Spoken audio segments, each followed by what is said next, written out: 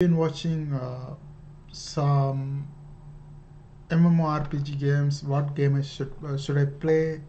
If you watch my previous videos, you will see that I was talking about Final Fantasy 14 and also some other game, New World, Final Fantasy 14, and we compared all these things.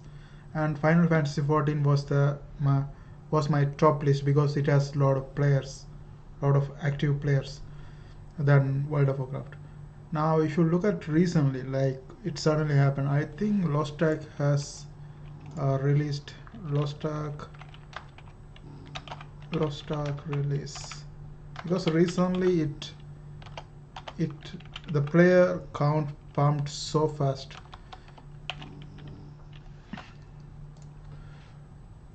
Okay, December 4. Recently something happened. Lost Ark update.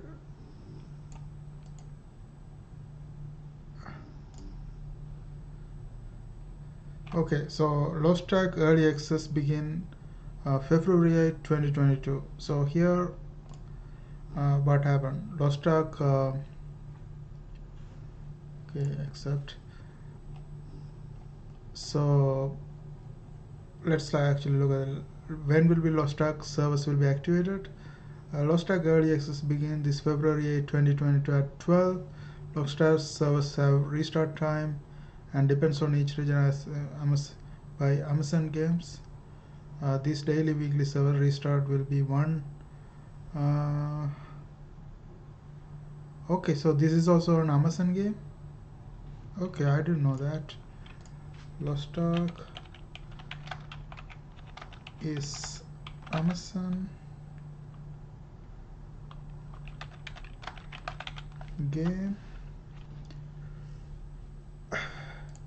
Okay, so this is an Amazon game. This is better than this has a lot of player than New World. Okay, and this is the requirements. And I think they have added this to Steam. I don't know whether it has before, but it's free to play in Steam.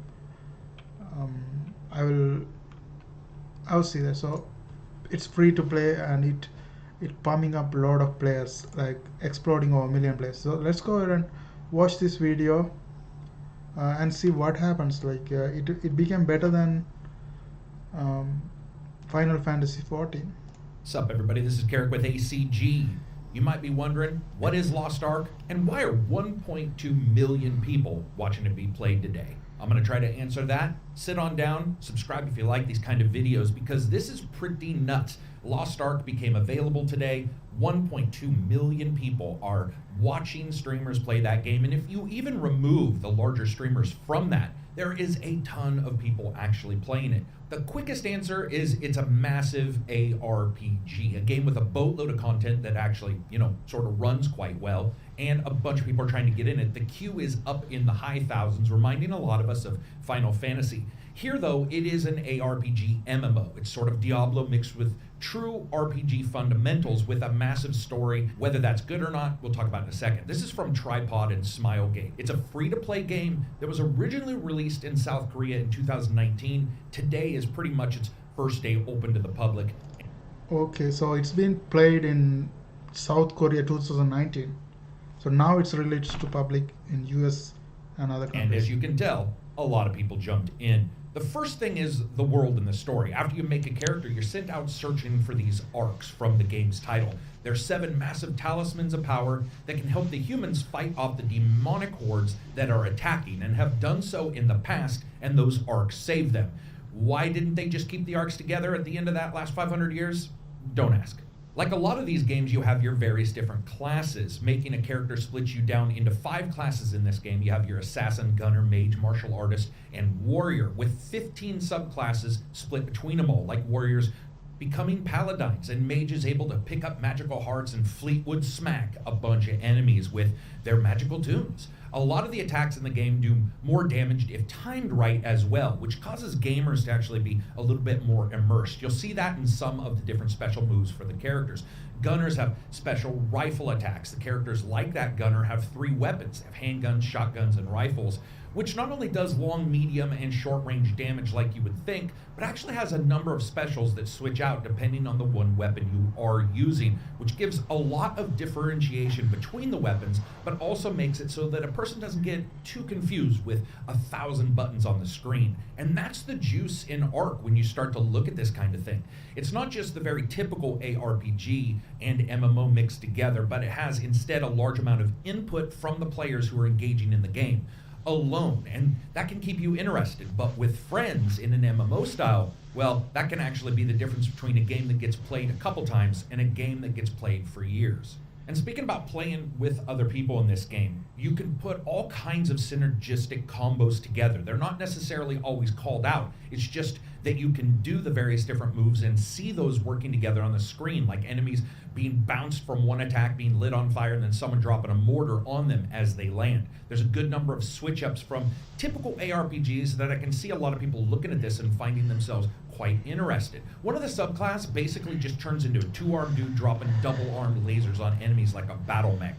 It's pretty hard not to be fascinated by that. But you can see that Ark does carry a lot of the DNA from the other titles prior on its very bones and its very skeletons. Weapons are usually pretty small stat-based increases, and what's there, you can actually do a couple pay-to-win or pay-to-upgrade kind of features that I'm going to talk about in a second. But I do want to talk about how the quest structure is set up. So it's smaller quests, but one of the things you're going to hear a lot of people talking about, especially in those first small quests, opening into the larger narrative, is how each quest moves you usually forward, which means you have an NPC who gives you the quest, and a little bit like we've seen in some other MMOs, the person that you turn in the quest to is usually not that same person. They're farther along in the location, allowing for people to make a pretty brisk, quick walk across various different places, not getting stuck too long in any one location.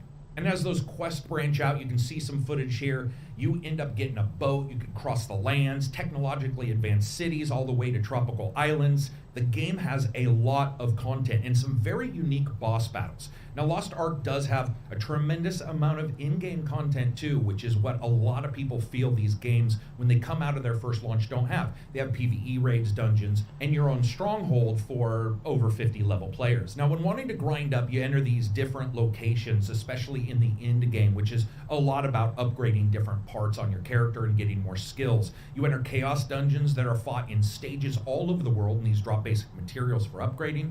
You also have guardian raids, where you investigate a zone to find a boss that you need to fight and destroy under a time limit. It's sort of a boss mode kind of thing on those. And some people have actually stated it reminds them a little bit of a Monster Hunter kind of game, where you're just looking down on the character.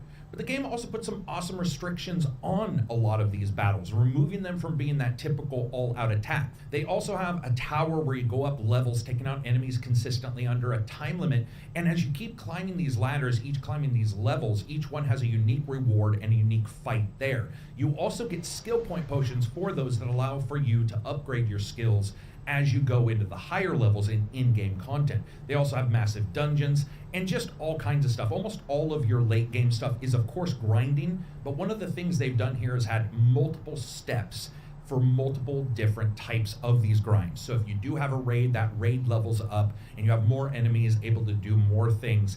And while this isn't brand new, it does allow for gamers to jump in and not necessarily feel like, oh, it's just this raid exactly the same, but those raids level up as all the things you're getting from them levels up your character and your items. Most interestingly enough, they have a stronghold, which is not just for living in and just upgrading, though you can do both of those.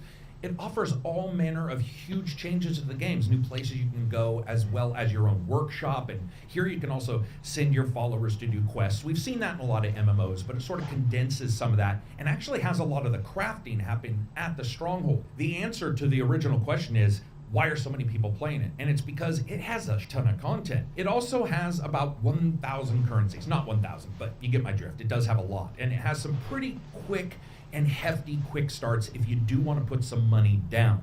The first is $15. but it goes as high as $99 if you want to just jump in, get yourself some pets, some special titles, and so on. But we see a lot of these games come out. Some of them catch on, some of them don't. And when you even remove the overall Twitch streamer numbers, you still see a lot of people playing this, and there's a lot of positive discussion around it, even with the huge amount of queues and all of that. And the very reason is because they do offer a ton of content, even if you don't pay. It's going to be very interesting to see if this continues, such hot numbers, because this thing is smashing through records. It's pretty impressive, and I gotta say, when you see a bunch of characters on screen, let alone just one character doing incredible moves, but when you get a bunch of characters on screen and you're fighting with your friends and pulling off all these specials, pretty damn crazy looking. And that variation in the locations helps dramatically. Those kind of things are something that a lot of us feel where we go into a game, and especially in-game content, feels regurgitative. You're just consistently going through the same thing. And it's not magically brand new here,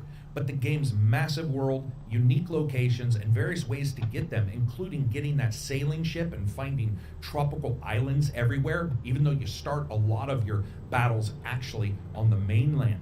There's a ton of stuff to explore, and it gives you a lot as you continue to move forward, and I think that is a boon to this game. It'd be very interesting to see how much people play it and if they stick to it. So anyway, that's it for me. I hope you guys liked the video. If you did, give it a thumbs up. If you didn't, give it a thumbs down. Make sure to check out Twitter, Patreon, all that other stuff.